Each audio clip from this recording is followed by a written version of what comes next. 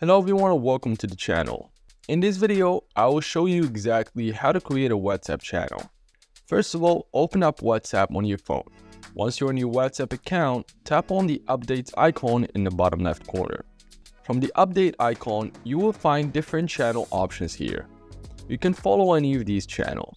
Now, to create a channel, you need to click on the add icon in the top right corner. Then choose the create option channel from here. After that, tap on continue button to proceed with the process. Now you need to enter your new channel name. Once you've entered the name of your channel, you can upload a picture of it as well.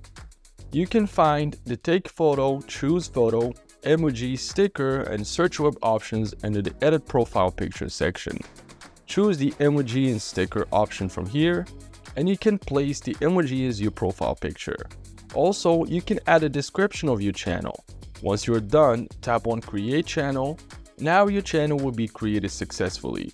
If you guys enjoyed this video, like it and share your comments or questions down below.